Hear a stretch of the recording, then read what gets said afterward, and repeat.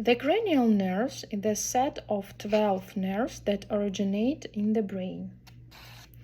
Each has a different function responsible for sensation or movement or both. Each nerve has a name that reflects its function and a number according to its location in the brain. Scientists use numbers from 1 to 12, it's Roman numbers, to label the cranial nerves in the brain.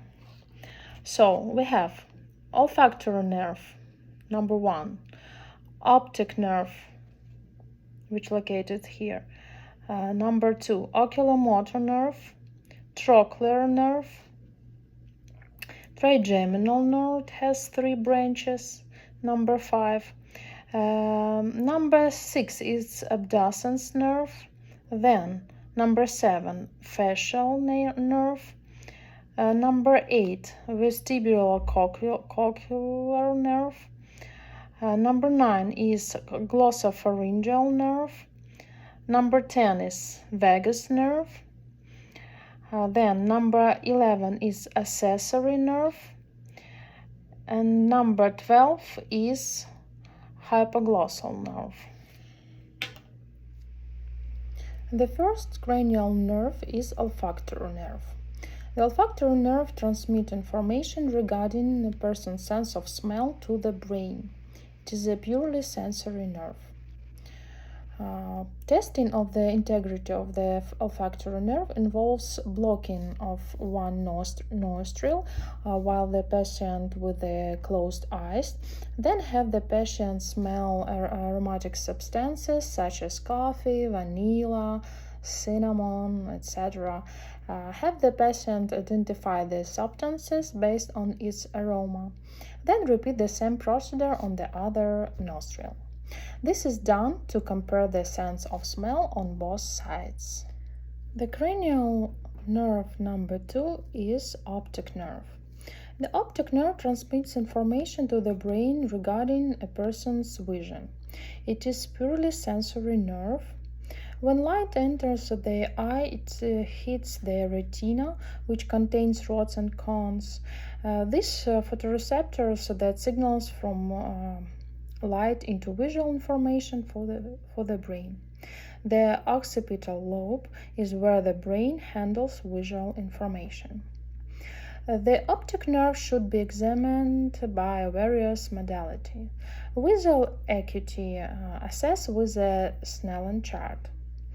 Visual fields assessment provides through having the patient looking directly at your eyes or nose and testing each quadrant.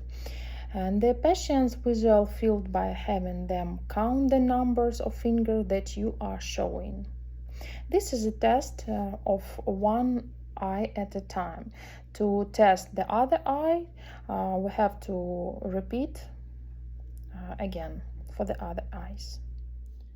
The third cranial nerve is oculomotor nerve. The oculomotor nerve helps control muscle movement of the eye. It is pure motor nerve. The oculomotor nerve controls movement of the muscle that move eyeball and upper eyelid. The oculomotor nerve also helps with involutory functions of the ear. For example, the sphincter papillae muscle automatically constricts the pupil to allow less light into the eye in bright light conditions. When it's dark, the muscle relaxes to allow more light to enter. Another function is when the ciliary muscle help the lens adjust to short-range and long-range vision. This happens automatically when a person looks at near or far objects. The cranial nerve number 4 is trochlear nerve. It also has a role in eye movement. It is pure motor nerve. It powers the contralateral superior oblique muscle that allows the eye to point down and upward. The cranial nerve number 6 is abducens nerves. The abducens nerve also control eye movement. It is pure motor nerve. It helps the lateral rectus muscle, one of the extraocular muscles, turn the gaze outward. The oculomotor, trochlear, and abducens nerves can be tested together. Papillary light reflex. Ask the patient to fixate on a distant target. Shine a pen torch into each eye in turn, bringing the beam in quickly from the lateral side. Observe both the direct and the contralateral response. Papillary accommodation. The accommodation reflex involves both convergence of the eye and simultaneous contraction of the eyes. Ask the patient to look at an object held at distance. Bring the object to within the 10 centimeters of the patient, asking him to follow it with their eyes. Watch the pupils for equal convergence and constriction. Ask the patient to look straight ahead and check for signs of ptosis.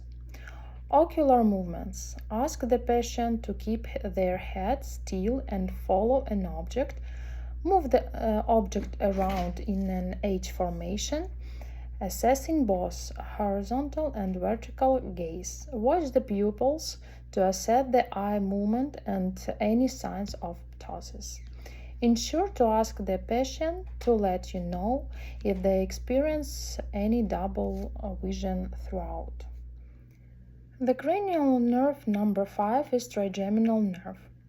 The trigeminal nerve is the largest cranial nerve and has both motor and sensory functions. Its sensory division has 3 parts that connect to sensory receptor sites on the face. The ophthalmic part gives sensation to parts of the eye, including the cornea, mucosa in the nose, and skin of the nose, the eyelid, and the forehead. The maxillary part gives sensation to the middle third of the face, side of the nose, upper teeth, and lower eyelid. The mandibular part gives sensation to the lower third of the face, the tongue, mucosa in the mouth, and lower teeth. To test sensation, have patients sit down and close their eyes. Take a cotton ball and touch it to these 3 areas: ophthalmic, maxillary, and mandibular. Abnormal findings would be a loss or decrease in sensation, or sensation that is unique in various segments, unequal maybe.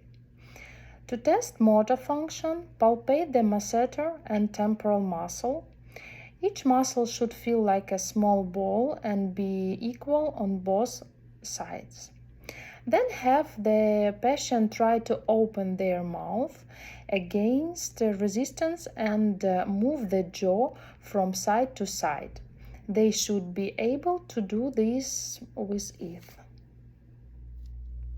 The cranial nerve number 7 is the facial nerve. The facial nerve also has both motor and sensory functions. The facial nerves serve different functions, such as movement of muscles that produce facial expressions, movement of the lacrimal, submaxillary, and submandibular glands, the sensation of the external air, the sensation of taste. Testing the facial nerve involves the assessment of the muscles of facial expression. Initially assess for symmetry in the face at rest. Ask the patient to perform the following movements: raise the eyebrows, close their eyes, blow out their cheeks, smile. These movements should also be able to complete against the examiner's resistance. The cranial nerve number 8 is vestibulocochlear nerve. The vestibulocochlear nerve is responsible for hearing and balance. It is purely sensory nerve. This nerve contains two components, the vestibular nerve and the cochlear nerve. The vestibular nerve helps the body sense changes in the position of the head. The body uses this information to maintain balance. The cochlear nerve helps with hearing. Hearing can be assessed by whispering a number into each ear separately, making a distracting noise with your fingers in the contralateral ear, and asking the patient to repeat.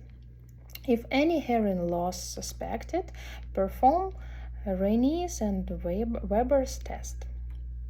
Vestibular system can be tested by, for example, with a rotary chair test.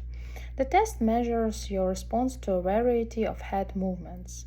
During the test, you will sit in a computerized chair with electrodes placed near your eyes and to record your eyes movement.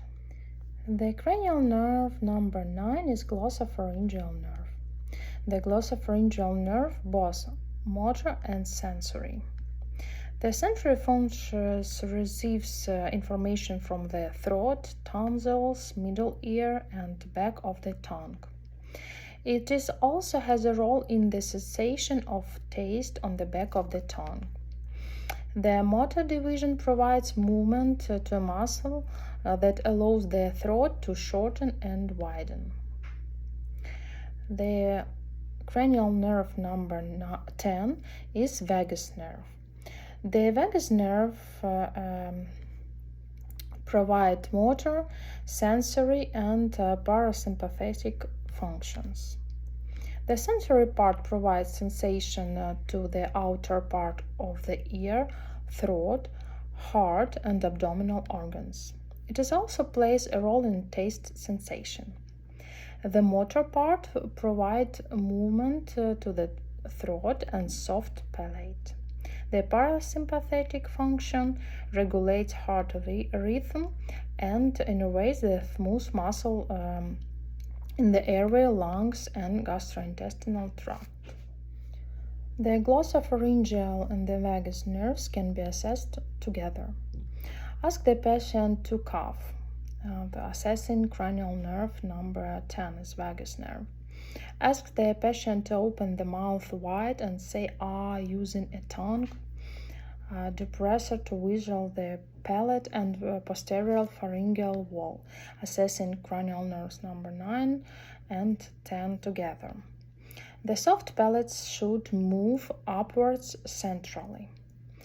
Testing of the gag reflex should not be performed unless bulbar impairment is suspected, because it is uncomfortable for the patients. The cranial nerve number 11 is accessory nerve. The accessory nerve provides motor function to some muscle in the neck. It controls the sternocleidomastoid and trapezius muscles that allow a person to rotate, extend, and flex the neck and shoulders. Sternocleidomastoid can be assessed by asking the patient to turn their head to each side against the examiner's resistance. Trapezius can be assessed by asking the patient to shrug their shoulders against the examiner's resistance. And the last cranial nerve is cranial nerve number 12, hypoglossal nerve.